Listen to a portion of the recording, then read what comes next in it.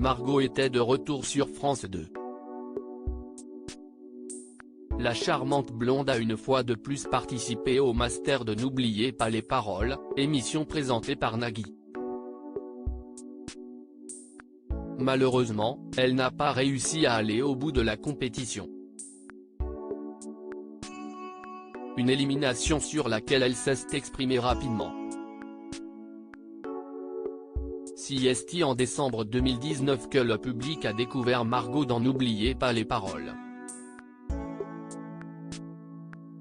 Un programme dans lequel elle est apparue jusqu'en février.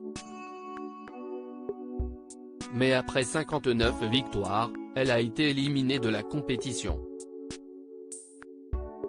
Malgré tout, elle reste la meilleure maestro de l'histoire du jeu et continue à faire des apparitions dans le programme, mais dans la version master. Ainsi, pour la troisième fois, elle a affronté des candidats emblématiques du jeu télévisé. Mais jamais elle n'a été sacrée gagnante. Lors de sa dernière participation, Margot a été éliminée de la compétition à l'issue de l'émission du 17 novembre 2022. Un départ précipité auquel personne ne s'attendait, pas même elle. Elle a été éclipsée par Valérie en huitième de finale et regrette d'avoir été évincée si rapidement. Cette année, c'est la première fois que je ne gagne pas d'argent mais c'est secondaire. Le but est surtout d'aller le plus loin possible mais je constate que je régresse à chaque fois. Pour mes premiers masters j'avais fait demi-finale, puis quart de finale l'année dernière et maintenant huitième. En toute logique je devrais donc perdre dès les 16e l'année suivante. On va essayer de contrer ça, a-t-elle confié à Télé Loisirs. La candidate éliminée trop tôt forcément, Margot est déçue car elle est hyper compétitrice. Elle explique cette défaite prématurée par la nouvelle règle des masters.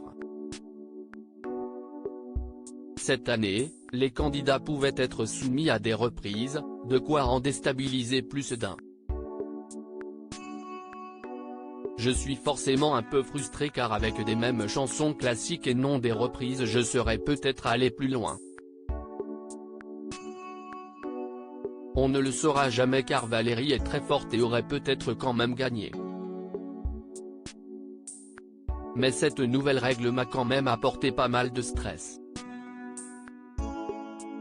En apprenant la règle j'ai révisé pas mal de reprises mais je n'ai pas pensé à Shakira en me disant que c'était de l'espagnol, elle a perdu ses moyens sur sa reprise de Je l'aimais à mourir, note de la rédaction, donc impossible que ça tombe.